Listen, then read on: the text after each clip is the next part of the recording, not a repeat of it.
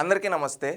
మనం డిఎస్సి అనేది ఆంధ్రప్రదేశ్ రాష్ట్రంలో చంద్రబాబు నాయుడు గారు ముఖ్యమంత్రి అయిన తర్వాత ఫస్ట్ సంతకం దానిపైన పెట్టడం జరిగింది. దానిపైన ఫస్ట్ సంతకం పెట్టిన తర్వాత దానిపైన 16,000 నోటిఫికేషన్ ఇవ్వడం జరిగింది. పరీక్షలు పెట్టడం జరిగింది. ఆ పరీక్షని అడ్డుకోవడం కోసం కొంతమంది 270 దాకా కేసులు వేయడం జరిగింది. ఆ కేసులన్నింటినీ ప్రభుత్వం ఛేదించుకుంటూ యువతకిచ్చిన హామీ ప్రకారంగా ప్రభుత్వం ఒక పారదర్శకంగా ఒక పరీక్ష డిఎస్సి పెట్టింది. ఆ డిఎస్సి పెట్టి తర్వాత ఉద్యోగాలు వచ్చి అందరూ సాటిస్ఫై ఉద్యోగాలు వచ్చిన తర్వాత కావాలనే ఒక దుష్ప్రచారం అనేది అపోజిషన్ పార్టీ ఏదైతే ఉందో అపోజిషన్ స్టేటస్ వాళ్ళకి లేదు. రాష్ట్రంలో ఉండే రాజకీయ పార్టీల్లో 4 పార్టీలకి చట్టసభల్లో శాసనసభలో ప్రాతినిధ్యం ఉంటే దాంట్లో 3వ స్థానంలో ఉండే పార్టీ 11 స్థానాలతో వైఎస్ఆర్సీపీ పార్టీ, ఆ పార్టీ అధ్యక్షుడు జగన్మోహన్ రెడ్డి కావాలని అనేక సందర్భాలు దుష్ప్రచారం చేస్తూ ఉన్నారు. ఆ దుష్ప్రచారాలు ఏంటంటే కొంతమంది ఫస్ట్లో ఒక సామాజిక వర్గానికి ఇచ్చుకునేశారని, లేదా కొంతమందికి స్పోర్ట్స్ కోటాలో డబ్బులు కమ్ముకున్నారని చెప్పి, మళ్ళీ వచ్చి వీళ్ళకి అర్హత లేని వాళ్ళకి ఇచ్చేశారని చెప్పి అనేక విధాలుగా వీళ్ళు దుష్ప్రచారం చేస్తూ ఉన్నారు. దీన్ని ప్రభుత్వం నుంచి ఎప్పటికప్పుడు ఎవరైతే పరీక్ష అధికారులు ఎప్పటికప్పుడు దాన్ని తిప్పికొడుతూ ఆధారాలతో బయట పెడుతూ ఉంటే కనీసం నిస్సిగ్గుగా ఒకదాని తర్వాత ఒకటి విషప్రచారం చేస్తూనే ఉన్నారు. ఏంటంటే మనం తప్పు చేసేదాం సరిదిద్దుకోవాలి అని లేకుండా జగన్మోహన్ రెడ్డి కావచ్చు, జగన్మోహన్ రెడ్డి పార్టీకి సంబంధించిన వాళ్ళు కావచ్చు, మళ్ళీ ఇంకో కొత్త దాన్ని తీసుకొని వచ్చి ఇక్కడ ఈ విధంగా జరిగిపోయిందని చెప్తారు. దాంట్లో భాగంగా జగన్మోహన్ రెడ్డి వాళ్ళ సొంత మనుషులతోనే ఆడియో కాల్ చేయించి ఎంత దీన స్థితికి దిగజారిపోయాడో ఒక్కసారి రాష్ట్రంలో ఉండే ప్రజలందరూ గమనించాలి. వీళ్ళ పార్టీకి ఒక ఫేక్ పార్టీ అని ఉంది. ఎందుకంటే ఎప్పుడు ఫేక్లే చేస్తుంటారు, నిజాలు మాట్లాడరు. ఎప్పుడు ఫేక్ చేసి దాన్ని ప్రభుత్వం పైన బురదగట్ట ప్రభుత్వం ఎప్పటికప్పుడు చంపల వాయిస్తూ ఉంది. ఎందుకంటే ఆధారాలు బయటపెట్టి చంపల వాయిస్తూ ఉన్న బుద్ధి లేకుండా. ఎందుకంటే గతంలో ఒక సామెత ఉంది, మనిషికో మాట గొడ్డుకో దెబ్బ అని. మనిషికి ఎన్నిసార్లు ప్రభుత్వం సైడ్ నుంచి మాటలు చెప్తున్నా వినలా. వీళ్ళు ఇంకేంటో మీరే అర్థం చేసుకోవాలి. ఈ జగన్మోహన్ రెడ్డి ఇంకొకటి ఏం చేశాడంటే రీసెంట్గా ఒక ట్వీట్ చేశాడు. దాంట్లో ఒక ఆడియో కాల్ని పెట్టి ఈ విధంగా డబ్బులు కలెక్ట్ చేస్తున్నారు అని చెప్పి చెబుతూ ఉన్నాడు. ఎవరు? ఈ సైకో, ఈ గొడ్డల పార్టీ అధ్యక్షుడు జగన్మోహన్ రెడ్డి. ఈ గొడ్డల పార్టీ అధ్యక్షుడు జగన్మోహన్ రెడ్డి ఒక ట్వీట్ చేశాడు. ఆ ట్వీట్లో ఇన్డెప్త్గా వెళ్తే వాడు ఎంత విషయం చెమ్ముతున్నారో యువత పైన, యువత అంతా గమనించాలి. రాష్ట్రంలో ఉండే యువత. ఇది జగన్మోహన్ రెడ్డి గారు వేసిన ట్వీట్. దీంట్లో ఒక నెంబర్ పెట్టాడు. అంటే వాట్సాప్ కాల్లో ఒక అతను ప్రభుత్వం యొక్క లోగో పెట్టుకొని డీపీగా కాల్ చేసి ఈ విధంగా డబ్బులు అడుగుతూ ఉన్నాడు అన్నట్టు చెప్తూ సంథింగ్ విషయం చెబుతూ ఉన్నాడు జగన్మోహన్ రెడ్డి. ఈ ఫేక్ జగన్మోహన్ రెడ్డి, గొడ్డల పార్టీ జగన్మోహన్ రెడ్డి. ఈయన చేస్తూ ఈ ఒక నెంబర్ పెట్టాడు. ఆ నెంబర్ పెడితే ఆ నెంబర్ ఎవరిది అని పబ్లిక్ డొమైన్లో జగన్మోహన్ రెడ్డి గారు పెట్టారు. ఈ నెంబర్ నుంచి కాల్ వెళ్ళింది అని. ఈ నెంబర్ నుంచి కాల్ వెళ్ళింది అంటే అందరూ చూస్తారు కదా ఏంటి అనేది. ఆ విధంగా చూస్తూ ఉంటే ఆయన ఇచ్చిన నెంబర్ని ఫోన్పేలో కొట్టారు. ఇప్పుడు మనం చూసుకుంటే ఫోన్పేలో ఆయన అక్కడ ఎవరైతే నెంబరు డబ్బులు అడిగారని చెప్పారో వాళ్ళ నెంబర్ ఊరికే జస్ట్ ఫోన్పేలో కొట్టాం. ఫోన్పేలో కొడితే బొంతా రోసయ్య అనే పేరు వచ్చింది. జగన్మోహన్ రెడ్డి గారు ఒక ట్వీట్ వేశారు, ఒక ఫేక్ ట్వీట్. ఆ ట్వీట్లో ఒక ఆడియో కాల్ వీళ్ళు డబ్బులు అడుగుతున్నారు. సరేలే ఎవరిదో అది నిజంగా ఏ పార్టీ వాళ్ళు ఒక ఎవరిదో ఆయన ఏం పేరు వస్తుందో అని కోనుకుంటే ఫోన్పేలో బొంతా రోసయ్య అని వచ్చింది. ఈ బొంతా రోసయ్య ఎవరు అని ఇప్పుడు ఫోన్పేలో వస్తే మనం సెర్చ్ చేస్తాం కదా. మనందరం ఇప్పుడు టెక్నాలజీని యూజ్ చేస్తున్నాం. ఈ బొంతా రోసయ్య అనేది గూగుల్లోనో, ఫేస్బుక్లోనో, ఇన్స్టాలోనో, ట్విట్టర్లోనో కొడతాం. ఆ విధంగా బొంతా రోసయ్య పేరుని ఫేస్బుక్లో కొట్టాం. ఫేస్బుక్లో కొడితే ఈ రోసయ్య బొంత ఎవరనేది చూడండి ఒకసారి. ఇప్పుడు ఫేస్బుక్లోకి వచ్చి కొట్టారు విజయవాడ సెల్ఫ్ ఎంప్లాయిడ్. కిందకి కింద ఫొటోస్లోకి వస్తే కిందకు వచ్చి చూస్తే ఎవరితో ఉన్నాడు? నందిగామ సురేష్. ఈ నందిగామ సురేష్ ఎవరో తెలుసు కదా. గతంలో అమరావతిలో అరటి తోటలు తగలబెట్టిన వ్యక్తి, ఒక గూండా, ఒక రౌడీ. ఈయన మనిషి. ఈయనతో తిరిగిన అతి సన్నిహితంగా ఉన్న ఫోటోలు బయటపడ్డాయి. అంటే వీళ్ళ మనిషితోనే వీళ్ళ విషప్రచారాలు చూడ. గతంలో అరటి తోటలు నరికేసి తగలబెట్టేసిన ఈయనకి గిఫ్ట్గా ఎంపీ పదవి ఇచ్చాడు. తర్వాత ఇప్పుడు ఏంటంటే విషప్రచారం, డిఎస్సి పైన విషప్రచారం చేయడానికి వీళ్ళ మనిషితో ఒక వీడియో తీపిచ్చి ఆ వీడియోని ఆడియో కాల్ని రికార్డ్ చేసుకొని దాన్ని ఏం చేశారు, వీళ్ళే అదేదో జరిగిపోతూ ఉందని ప్రభుత్వం పైన విషప్రచారం చేయాలన్నారు. ప్రభుత్వం ఏం చేసింది? నార్మల్గా ఎవరైనా కొడితే వీళ్ళ బండారం బయటపడింది. అంటే ఈరోజు ఒక డిఎస్సి పైన విషప్రచారం చేయడానికి ఎంత దిగజారిపోయాడో ఈ జగన్మోహన్ రెడ్డి అర్థమవుతోందా. వాళ్ళ మనుషులతోనే చేయించి వేరే వాళ్ళపైన గతంలో గొడ్డల వేట్లు గుర్తున్నాయి కదా, కోడికత్తి డ్రామాలు గుర్తున్నాయి కదా.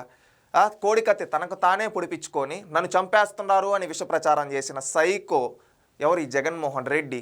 తర్వాత వాళ్ళ బాబాయిని గొడ్డలి పోటీ వేసి ఆ అవినాష్ని పక్కన పెట్టుకుంటాడు. మళ్ళీ చంద్రబాబు నాయుడు గారు చంపించేసారు, నారాసు రక్త చరిత్ర అనేసాడు. ఇప్పుడు వేల మనిషితోనే కాలు మాట్లాడిస్తాడు, రికార్డు చేపిస్తాడు, మళ్ళీ ఇది ప్రభుత్వం చేపించిందని చెప్పి ఏంటంటే ప్రభుత్వం పైన దోసేయాలని చెప్పి మళ్ళీ ఇలాంటి కుట్ర రాజకీయాలు చేస్తాడు. ఈరోజు డిఎస్సిపై నీకెందుకు అంత కోపం అని అడుగుతూ ఉన్నాం ఈ రాష్ట్ర యువత. నువ్వు ఇవ్వలేకపోయావు డిఎస్సి. గతంలో మనం ఒకసారి గుర్తు చేసుకున్నాం ఈ డిఎస్సి పైన గతంలో జగన్మోహన్ రెడ్డి మాట్లాడిన మాటలు ఇట్లా చేయి తిప్పుతూ ఆయన అప్పుడు ఊగిపోయేది. ఆయన ఏంటంటే ఒక మైక్ ఇటు పట్టుకొని అదేదో రాగాలు తీస్తా, సాగదీస్తా, మెగా డిఎస్సి అని సాగదీస్తా. ఆ రోజు 2019 ఎలక్షన్లకు ముందు ఊరు తిరుగుతూ ఏం చెప్పాడు? Mega DSC mega. అంతకుముందు చంద్రబాబు నాయుడు గారు ఒక 3 నోటిఫికేషన్లు ఇచ్చున్నారు 2014 నుంచి 19 మధ్యలో ఇచ్చి పోస్టులు ఇస్తే ఇలా కాదు నేను మెగా డిఎస్సి లక్షల ఉద్యోగాలు ఉన్నాయని చెప్పి ప్రచారం చేసింది ఎవరు? ఈ జగన్మోహన్ రెడ్డి. ప్రజలు ఓట్లేశారు, ఆ రోజు ప్రజలు ఆదరించారు, అధికారంలోకి వచ్చాడు. అధికారంలోకి వచ్చిన తర్వాత 5 ఏళ్ళగా ఒక్క డిఎస్సి ఇవ్వాల. మళ్ళీ మొన్న ఏదో కూర్చొని ఒక మీటింగ్లో అంటున్నాడు నేను 6,000 పోస్టులతో ఆ నోటిఫికేషన్ కోర్టు కొట్టేసింది. ఎందుకంటే కనీసం నోటిఫికేషన్ కూడా సరిగ్గా ఇవ్వలేక దాంట్లో తప్పిదాలు ఉన్నాయని కోర్టు కొట్టేసింది. అంటే 5 ఏళ్లలో ఒక్క నోటిఫికేషన్ సరిగ్గా ఇవ్వలేకపోయిన ఈ జగన్మోహన్ రెడ్డి అత్యధిక డిఎస్సీలు ఇచ్చి ఈ తెలుగు రాష్ట్రాల్లో అత్యధిక ఉపాధ్యాయ పోస్టులు ఇచ్చిన చంద్రబాబు నాయుడు గారి ప్రభుత్వం పైన విష ప్రచారం చేస్తున్నాడు, కుట్రలో బండుతూ ఉన్నాడు. మీరు గుర్తుపెట్టుకోండి, ఈసారి కూడా జగన్మోహన్ రెడ్డి 270 కేసులు వేయించాడు. 270 కేసులు వేపిస్తే ఒక్క కేసు కూడా న్యాయస్థానాల్లో నిలబడలా.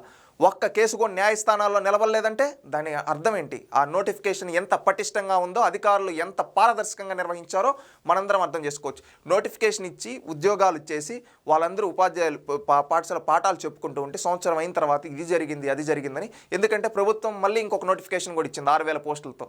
రెండోసారి కూడా ఇప్పుడు రేపు సెప్టెంబర్ అక్టోబర్లో ఇస్తాము, దానికి కూడా డిఎస్సి పెడతామని. అంటే దీంతో ఏంటంటే భయం పుట్టుకునింది. నేను 5 ఏళ్లలో ఒక్క డిఎస్సి ఇవ్వలేకపోయాని. చంద్రబాబు నాయుడు గారు గతంలో 3 డిఎస్సీలు ఇచ్చేశాడు 5 ఏళ్లలో. ఇప్పుడు మొన్న ఒక డిఎస్సి ఇచ్చాడు, మళ్ళీ జాబ్ క్యాలెండర్ అని 3వ సంవత్సరం వచ్చే తలకి 2వ డిఎస్సి ఇచ్చేస్తున్నాడు, మళ్ళీ ఇంకొక డిఎస్సి కూడా ఇచ్చాడు, సంవత్సరం డిఎస్సి అంటా ఉన్నాడు. ఈ విధంగా ఇచ్చేసి అందరూ ఉపాధ్యాయులు అయిపోతున్నారే అనే దురుద్దేశంతో ఎట్టయినా బురద జల్లాలి. ఎందుకంటే ఇతనికి చేయడం చేత కాదు. ఈ చేతకాని జగన్మోహన్ రెడ్డి, ఈ కుట్రలో పడిన జగన్మోహన్ రెడ్డి ఏం చేయాలట్టయినా ప్రభుత్వం పైన బురద జల్లాలి, విష ప్రచారం చేయాలి. ఆ విష ప్రచారం చేయడం కోసం ఏం చేశాడు? ఒక కుట్ర పన్నాడు. అదే ఏంటంటే ఏదో ఒక ఫేక్ ప్రోపగండా చేసి ఈ విధంగా నా దగ్గర నా అక్రమ సంపాదనతో సంపాదించిన డబ్బులు ఉంది, మన వాళ్ళందరికీ ఇచ్చే సోషల్ మీడియాలో యూట్యూబ్లో విష ప్రచారాలు చేపిద్దామని విష ప్రచారాలు చేయడానికి పూనుకుని విష ప్రచారాలు. ప్రభుత్వం ఏం చేసింది? ఎప్పటికప్పుడు జగన్మోహన్ రెడ్డి పెట్టే ప్రతి ఫేక్ని ఆధారాలతో తిప్పికొడుతూ ఉంది. ఎవడన్నా కడుపు కన్నం తినేవాడు, సిగ్గు మానం ఉండే వ్యక్తులు ఎవరైనా కానీ ఒకసారి తప్పంటే సరైన తప్పు అయిపోయి. కానీ జగన్మోహన్ రెడ్డి ఏంటంటే ఇతను మనిషి కాదు కాబట్టి పదే పదే పదే పదే పదే పదే విష ప్రచారాలు. అంటే వీళ్ళ బ్రతుకంతా ఏంటి? ఫేక్లేనా? వీళ్ళ ఫేక్ పార్టీ అని దూరికే కాదు, ఇలాంటి విష ప్రచారాలు చేస్తేనే ఇలాంటి వ్యక్తుల్ని హానికరం కదా సమాజానికి. నువ్వు ఒక బాధ్యత గల రాజకీయ పార్టీకి 11 మంది శాసనసభ్యులు ఉన్న పార్టీగా ఈరోజు నువ్వేం చేయాలి? ఈ ప్రభుత్వం పెట్టింది నేను పెట్టలేకపోయి పెట్టింది ఉద్యోగాలు ఇస్తూ ఉంది, ఎక్కడైనా ఖాళీలు ఉంటే అవుట్ని కూడా ఫిల్ చేయమని చెప్పి నువ్వు ఒక బాధ్యత గల ఎమ్మెల్యేగా, ఒక బాధ్యత గల రాజకీయ ఒక మాజీ ముఖ్యమంత్రి నువ్వు రిక్వెస్ట్ చేయాలి. అంతేగాని ఉద్యోగాలు వచ్చిన వాళ్ళపైన విషయం చెప్పి నెక్స్ట్ నోటిఫికేషన్ పైన ఎట్టయినా కానీ తప్పుడు ఉద్దేశాలు కలిగేయాలని చెప్తున్నావు. నువ్వు శుద్ధపూసలాగా మాట్లాడుతున్నావు కదా జగన్మోహన్ రెడ్డి గారు. గతంలో మీరు గ్రామ సచివాలయ వ్యవస్థ కని చెప్పి పరీక్షలు పెట్టారు. అప్పుడు అవుట్సోర్సింగ్ వీళ్ళు ఎంతమందికి ఉద్యోగాలు ఇచ్చే? అదేవిధంగా నాడు ఒక సామాజిక వర్గానికి సంబంధించి మీ చుట్టుపక్కల ఉన్న మీ బంధువర్గాల్లో ఉండే వాళ్ళకి ఎంతమందికి ఉద్యోగాలు వచ్చాయి? దానిపైన కనీసం చీమ కొట్టినట్టు కూడా మాట్లాడకుండా మీరు ఈరోజు పారదర్శకంగా నిర్వహించిన దీనిపైన మాట్లాడుతున్నారంటే మీ క్రెడిబిలిటీ ఏంటో అర్థమవుతా ఉంది. నువ్వు ఎంత దిగజారుడి వ్యక్తివో అర్థమవుతా ఉంది. ఈరోజు నీ కక్ష ఈ రాష్ట్ర యువత పైన తెలుస్తూ ఉంది. అందుకే అంటూ ఉన్న మీ రాష్ట్ర యువతగా నీకు రాజకీయ భవిష్యత్తు లేకుండా చేస్తాం. ఎందుకంటే యువతకు ఉద్యోగాలు ఇస్తుంటే అడ్డుకోవాలని చూసే నీలాంటి రాక్షసుణ్ణి, నీలాంటి మారీచ సుబాహ శుక్రాచార రావణాసురుల్ని తరిమి కొడతామని అంటూ ఉన్నాం. ఎందుకంటే నీలాంటి వ్యక్తులు ఈ రాష్ట్రానికి హానికరం. మద్యం సేవించడం ఆరోగ్యానికి హానికరం అని అంటూ ఉంటారు సినిమాలకు వెళ్ళినప్పుడు. అదేవిధంగా ఈ రాష్ట్రానికి జగన్మోహన్ రెడ్డి అనే వ్యక్తి హానికరం అని చెప్పి ఈరోజు ఈ రాష్ట్రంలో ఉండే ప్రతి ఒక్కరం అంటూ ఉన్నాం. ఎందుకంటే నీలాంటి వ్యక్తులు వద్దు. ఎందుకంటే ఈరోజు డిఎస్సి ఒక పారదర్శకమైన డిఎస్సి నోటిఫికేషన్ ఇస్తూ ఉంటే ఉద్యోగాలు ఇచ్చుంటే దానిపైన విష ప్రచారం పదే పదే విష ప్రచారం చెబుతున్నాం. అంటే నీకు ఈ రాష్ట్ర యువత పైన ఎంత కక్ష ఉందో అర్థమవుతుంది. అందుకే ఈ రాష్ట్ర యువతగా మేము గ్రహించి నువ్వు మాకు వద్దంటున్నావు. ఎందుకంటే గూగుల్ డేటా సెంటర్ వస్తుంటే అడ్డుకోవాలనుకుంటావు, అదేవిధంగా టీసీఎస్ వస్తుంటే అడ్డుకోవాలనుకుంటావు, కాగ్నిజెంట్ వస్తూ ఉంటే అడ్డుకోవాలనుకుంటావు, డిఎస్సి నోటిఫికేషన్ ఇస్తే కేసులేసి అడ్డుకోవాలనుకుంటావు, పోస్టులు వచ్చేసిన తర్వాత అంటే ఈ విధంగా జరిగిపోయింది ఆ విధంగా జరిగిపోయిందని విష ప్రచారం చేస్తావు. ఇన్ని విష ప్రచారాలు ఎందుకు నీకు అని అడుగుతూ ఉన్నాం మీ రాష్ట్ర యువతగా. ఎందుకంటే నువ్వు ఈరోజు పెద్ద పెద్ద కోర్టులో సంపాదించే సక్రమ సంపాదనతో నీ తండ్రి ముఖ్యమంత్రి పదవడ్డు పెట్టుకొని పెద్ద పెద్ద ప్యాలెస్లో ఉన్నావు. కానీ పేదోడికి ఒక ఉద్యోగం అనేది జీవితం, అది గుర్తుపెట్టుకోండి జగన్మోహన్ రెడ్డి గారు. ఆ జీవితం పైన కొట్టాలనుకుంటున్నారు. అందుకే నీ అక్రమ సంపాదన నిన్ను ఎన్నికల్లో గెలిపేదు.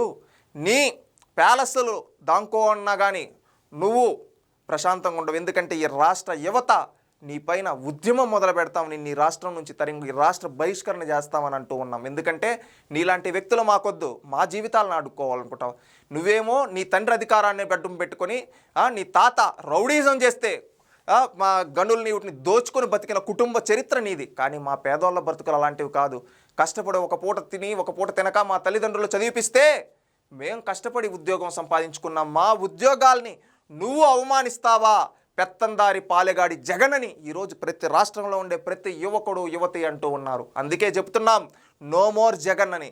ఇకనైనా ఇలాంటి విష ప్రచారాలు ఆపి, ఇన్ని రోజులు విష ప్రచారం చేసినందుకు బహిరంగ క్షమాపణ ఈ రాష్ట్ర యువతకి చెప్పాల్సిన బాధ్యత నీపై ఉంది జగన్మోహన్ రెడ్డి. నువ్వు చెప్పకపోతే నిన్ను ఈ రాష్ట్రం నుంచి రానున్న ఎన్నికల్లో నిన్ను తరిమి కొడతాం. గతంలో నీకు 151 వచ్చినప్పుడు నా వెంటికి పీకలేరన్న నిన్ను నాకు ప్రతిపక్షం ఇవ్వండి అని అడుక్కునే స్థాయిలో కూర్చోబెట్టాం.